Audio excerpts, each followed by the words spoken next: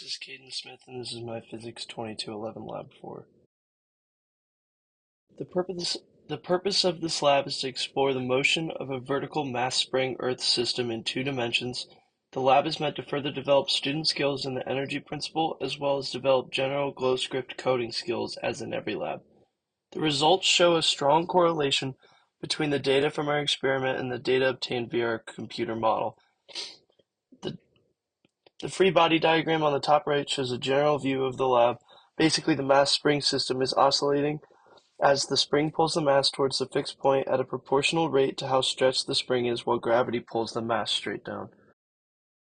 Some relevant physics topics for this lab are the position update and velocity update formulas as shown on the top left, as well as the force of gravity and the force of the spring, which equations are shown on the bottom left.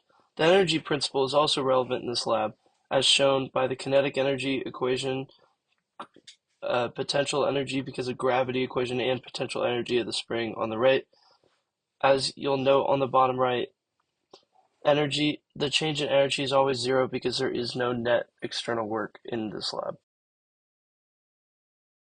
The system in this lab has been defined as the mass spring in Earth, while the surroundings is everything else in the universe. The mass of the ball at the bottom of the spring is 0.402 kilograms, with its initial position and velocity shown here, with the velocity v equal to 0.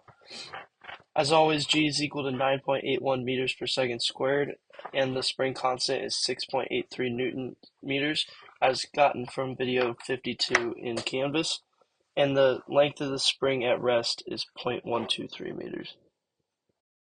The bottom of the screen shows a screenshot from Tracker in which the mass swung around with the X position and the Y position being recorded at each frame. Here's a screenshot of the results from GlowScript. As you can see here, the 3 types of energy, kinetic, gravitational potential energy, and spring potential energy, all oscillate, but they all total up to 0 change in all instances, as shown by the orange bar, which is constant at 0.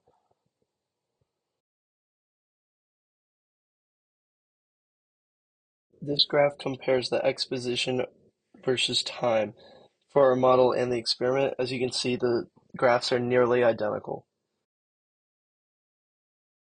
Similar to the X graph, this graph shows the Y position in meters versus time for our model and experiment as well.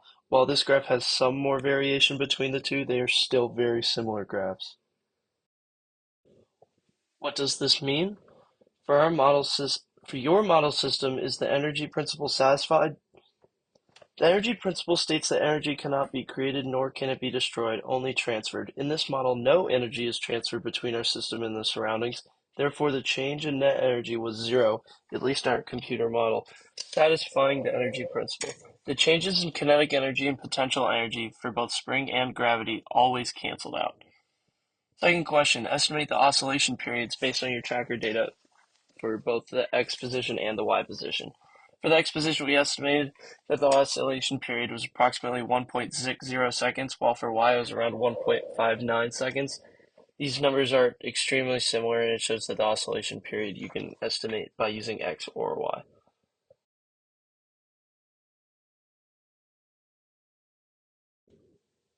In conclusion, that was my Physics 2211 Lab 4 for fall 2023.